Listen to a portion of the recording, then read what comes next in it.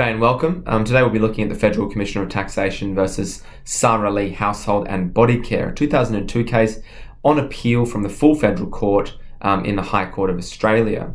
The taxpayer in this case entered into two contracts, one on the 31st of May and the second one on the 30th of August 1999, both in the same year. The question is, in which financial year did the contract take place? Was it in the 1991 financial year or the 1992 financial year? The amount of the original contract was about $61.5 million, and then the second one was $62.5 million. And there was a change in the purchaser from Roche, who was the original purchaser under the May contract, to one of their subsidiaries at a later date. There are four key principles that this case considers, and it's quite a useful case in those terms. One of the issues was that the person who signed the original contract in May 31st was a director of the company, and his name was Mr. Pattons, and he was a director on a board, and he signed it. So the question was the contract binding on the board? Now, the board later ratified Mr. Patton's signature, and the court found in this case that a ratification of an agent's signature means that the timing of the actual contract was when the agent signed it on behalf of the board. And this is sometimes described as a legal fiction, but the court upheld that, and they said that there's no reason to deny this application on that basis alone.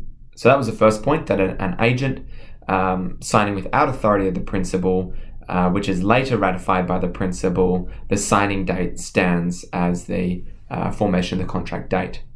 The second principle was, there were substantial changes to the contract from the May contract to the August contract. They changed the price by $1 million. The name of the purchaser changed, and there was some other significant changes. And the question was whether the changes acted to replace the original contract, where the original contract was rescinded and then remade in August 1991.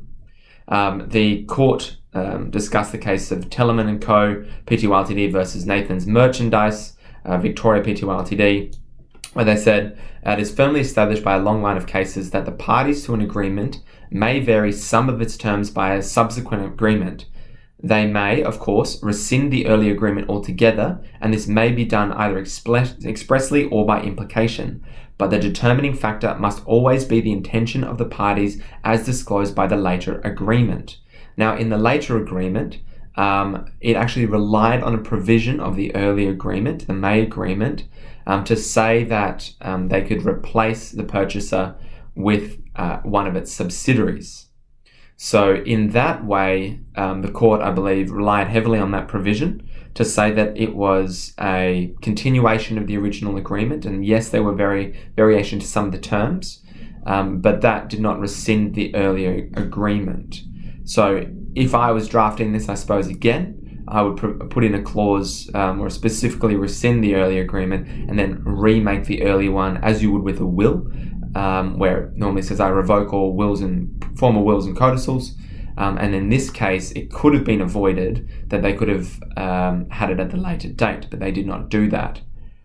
Thirdly, there was an argument as to the appropriate categorization of the disposal of the assets. So I think the argument was that it was essentially an agreement to agree. They said that we'll sell you these assets in May, but you must sign them. But there was a whole bunch of subsequent deeds and assignments and transfer documents that needed to be signed at a later date.